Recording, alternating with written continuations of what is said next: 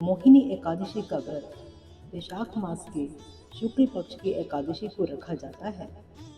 इस व्रत के महात्म्य के बारे में पद्म पुराण में बताया गया है कि इस व्रत को करने से व्रती को इस जन्म के साथ ही पूर्व जन्म के पापों से भी मुक्ति मिलती है। इस व्रत को करने के लिए व्रत की कथा पढ़ना अनिवार्य होता है।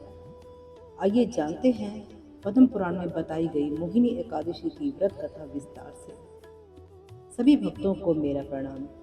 व्रत कथा त्योहार चैनल पर आपका बहुत बहुत स्वागत है। धर्मराज युधिष्ठिर कहने लगे कि हे कृष्ण, वैशाख मास की शुक्ल पक्ष की एकादशी का नाम क्या है तथा इसकी क्या कथा है, इस व्रत की क्या विधि है, यह सब विस्तार पूर्वक बतलाइए। श्री कृष्ण कहने लगे कि हे धर्मराज, मैं आपसे यह कथा कहता हूँ जिसे महर्षि वशिष्ठ ने श्री रामचंद्र जी से कही थी। एक समय श्री राम बोले कि हे गुरुदेव, कोई ऐसा व्रत बतलाइए जिससे समस्त पाप और दुख का नाश हो जाए। मैंने सीता जी के वियोग में बहुत दुख भोगे हैं। महर्षि वशिष्ठ बोले कि हे राम, आपने बहुत सुंदर प्रश्न किया है। आपकी बुद्धि अत्यंत शुद्ध तथा पवित्र है। यद्यपि आपका नाम स्मरण करने से मनुष्य पवित्र और शुद्ध हो जाता है, तो भी लोकहित में यह प्रश्न अच्छा है।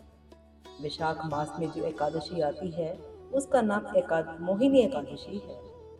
इसका व्रत करने से मनुष्य सब पापों तथा दुखों से छूटकर मोह जाल से मुक्त हो जाता है। मैं इसकी कथा कहता हूँ, ध्यान पूर्वक सुनो। सरस्वती नदी के तट पर भद्रावती नाम की एक नगरी में द्युतिमान नामक चंद्रवंशी राजा राज करता था। वहाँ धन धान्य से संपन्न व पुण्यवान धनपाल नामक वैश्य भी रहता था। वह अत्यंत धर्मालु और विष्णु भक्त था। उसने नगर में अनेक भोजनालय, प्याऊ, कुएं, सरोवर, धर्मशाला आदि बनवाए थे। सड़कों पर आम, जामुन, नीम आदि के अनेक वृक्ष भी लगवाए थे। उसके 5 पुत्र थे, सुमन्ना, सद्बुद्धि, मेधावी, सुकृति और धृष्टबुद्धि। इनमें से 5वां पुत्र धृष्टबुद्धि महापापी था। वह पितृ आदि को नहीं मानता था। वह वैश्या दुराचारी मनुष्यों की संगति में रहकर जुआ खेलता और पर स्त्री के साथ भोग विलास करता तथा मद्य मांस का सेवन करता था। इसी प्रकार अनेक कुकर्मों से वह पिता के धन को नष्ट करता रहता था। इन्हीं कारणों से त्रस्त होकर पिता ने उसे घर से निकाल दिया। घर से बाहर निकलने के बाद वह अपने गहने कपड़े बेचकर अपना निर्वाह करने लगा। जब सब कुछ नष्ट हो गया तो वैश्य और दुराचारी साथियों ने भी उसका साथ छोड़ दिया। अब वह भूख प्यास से अति दुखित रहने लगा। कोई सहारा न देख चोरी करना सीख गया। एक बार वह पकड़ा गया तो वैश्य का पुत्र जानकर चेतावनी देकर छोड़ दिया गया, मगर दूसरी बार फिर पकड़ में आ गया। राजा ने इस बार उसे कारागार में डाल दिया। कारागार में उसे अत्यंत दुख दिए गए। बाद में राजा ने उसे नगरी से निकल जाने को कहा। वह नगरी से निकल वन में चला गया। वहां वन्य पशु पक्षियों को मारकर खाने लगा।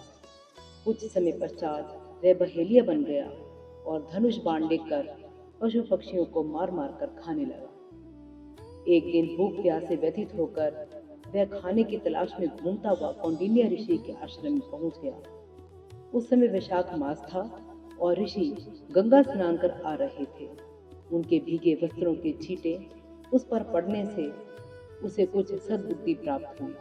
वह कौंडिन्य मुनि से हाथ जोड़कर कहने लगा कि हे मुने, मैंने जीवन में बहुत पाप किए हैं।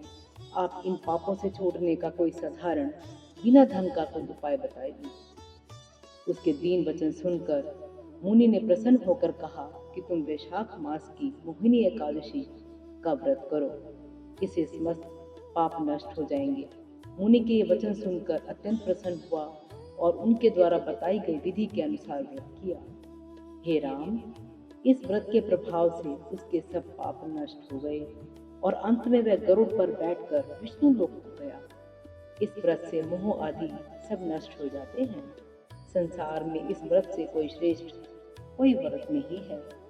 इसके महात्म्य को पढ़ने से अथवा सुनने से 1000 गौदान का फल प्राप्त होता है। इति श्री मोहिनी एकादशी व्रत कथा समाप्त।